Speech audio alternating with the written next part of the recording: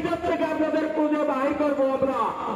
পরিশেষে আপনারা আজকে ওয়াদা করতে হবে সকল সংগঠন ঐক্যবদ্ধ হয়ে আমার বিরুদ্ধে মাঠ বাজারে ভোট বাজারে কাজ করতে হবে, সকলকে বোঝাতে হবে। আমাদের ধন্যবাদ। আমাদের বিএনপি দেশনেত্রী বিসমিল্লাহির রহমানির রহিম। আজকের এই কাউন্সিল অধিবেশনের সম্মেলনের সম্মানিত সভাপতি জনাব আব্দুল আলিম ভাই, রামু বিএনপির সম্মানিত সাধারণ সম্পাদক সভাপতি জনাব মুক্তা আহমদ সাহেব, সাধারণ সম্পাদক আবুল বশর বাবু, অত্র এলাকার কৃতি সন্তান জনাব গোলাম মৌলা সহ বিএনপি পরিবারের সকল স্তরের নেতৃবৃন্দ এবং আমার গরিব দুঃখী মেহনতি জনগণ, আসসালামু আলাইকুম। আমি বক্তব্যের শুরুতেই স্মরণ করি, এখানে আমাদের কয়েকজন মুরব্বী ইন্তেকাল করেছেন। তার মধ্যে আছেন রামু বিএনপির সাবেক আহ্বায়ক, জেলা বিএনপির অন্যতম উপদেষ্টা জনাব সৈয়দ আলম চৌধুরী, সাবেক সাধারণ সম্পাদক, সাবেক বিএনপি নেতা আমির মোহাম্মদ চৌধুরী বাচ্চু এবং মুদাকার ইসলাম ভাই সহ যারা ইন্তেকাল করেছেন তাদের আত্মার মাগফিরাত কামনা করি। রব্বুল আলামিনের কাছে প্রার্থনা করি রব্বুল আলামিন যেন তাদেরকে জান্নাতুল ফেরদৌস নসিব করেন। ভাইরা আমার, আপনারা বক্তব্য শুনেছেন অনেক। বিএনপির একটা গান আছে, আমাদের একটা গান আছে, উদ্বোধনী গান। এটা হলো যে প্রথম বাংলাদেশ আমার, শেষ বাংলাদেশ, জীবন বাংলাদেশ আমার, মরণ বাংলাদেশ, বাংলাদেশ বাংলাদেশ বাংলাদেশ। এই একটা উদ্বোধনী গান আছে।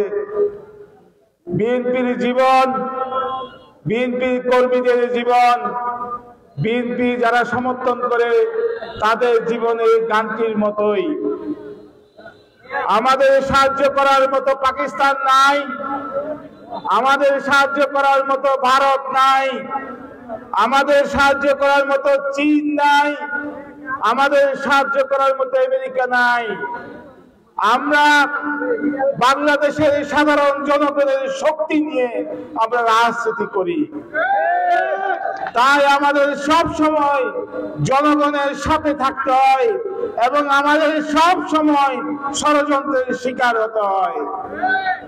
আমরা বিদেশি প্রভুর দাবিদারি করি না বলে অল্প বয়সে 4 বছরের মাথায় আমাদের রাষ্ট্রপতি জিয়াউর রহমানকে শহীদ করা হয়েছিল। আপনাদের মনে আছে কিনা জানি না, সাম্রাজ্যবাদীরা শহীদ রাষ্ট্রপতি জিয়াউর রহমানকে শহীদ করেছিল, হত্যা করেছিল। এরপর ধারাবাহিকভাবে আপনারা দেখেছেন, যখনই বিএনপি ক্ষমতায় আসে তখনই ষড়যন্ত্র শুরু হয়, যখনই বিএনপি ক্ষমতায় আসার সম্ভাবনা সৃষ্টি হয় তখনই ষড়যন্ত্রের শুরু হয়। আপনারা দেখেছেন আমাদের নেত্রী বিএনপির চেয়ারপারসন বেগম খালেদা জিয়াকে নেলসন ম্যান্ডেলার মতো, সাউথ আফ্রিকার নেলসন ম্যান্ডেলার মতো দিনের পর দিন, বছরের পর বছর কারাগারে থাকতে হয়। আর আমাদের নেতা বিএনপির অ্যাক্টিং চেয়ারম্যান তারেক রহমানকে ইরানের আয়াতুল্লাহ খুমেনির মতো বছরের পর বছর নির্বাসনে থাকতে হয়। এখন যখন বিএনপি আবার ক্ষমতায় আসার সম্ভাবনা সৃষ্টি হলো, জনগণের ভোটে, সাধারণ মানুষের ভোটে বিএনপি যখন আবার আসার সম্ভাবনা সৃষ্টি হলো, তখন চারিদিক থেকে আবার বিএনপির বিরুদ্ধে ষড়যন্ত্র করা শুরু হয়েছে। ভাইরা আমার, আজকে কি শুনি, গত 17 বছর রাজপথে আমরাই ছিলাম, শত শত নেতা কর্মী হত্যা হয়েছে। কক্সবাজারের মতো একটা ছোট্ট জেলায় 70টা মামলা হয়েছে এবং এমন কোন কক্সবাজার রামু, এমন কোন সারা কক্সবাজার জেলায় এমন কোন ওয়ার্ড নাই, এমন কোন গ্রাম নাই যেখানে আমাদের নেতা কর্মীরা আসামি হয় নাই। ঠিক কি সঠিক কিনা বন্ধুরা আমার? এই যে আজকে ফেসিবাদের পতন হয়েছে, শেখ হাসিনার পতন হয়েছে, এই শেখ হাসিনার পতনের মাত্র 1.5 থেকে 2 মাসে বিএনপি পরিবারের প্রায় 500 নেতা কর্মী শহীদ হয়েছে, প্রায় 20,000-এর উপরে নেতা কর্মী গ্রেফতার হয়েছিল।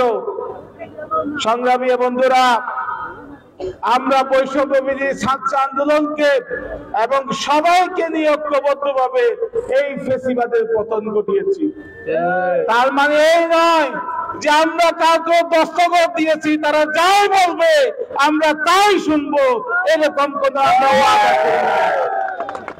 ভাইরা আমার, আজকে কি দেখছেন? আজকে নতুন ভাবে ষড়যন্ত্র শুরু হয়েছে। এখন আমরা পত্র পত্রিকায় শুনি যে -2 ফর্মুলা নাকি চালু করেছে। শেখ হাসিনা চলে গেছে, এখন নাকি বিএনপিকেও চলে যেতে হবে। মগের মূল্য পেয়েছেন। আমরা কারো কোনো বিদেশি শক্তির সাহায্যে বলিয়ান না, আমরা দেশের সাধারণ মানুষের শক্তি নিয়ে আমরা আছি। যদি আমরা চ্যালেঞ্জ দিই, বাংলাদেশের কোন সরকার 1 মাসের উপর টিকতে পারবে না।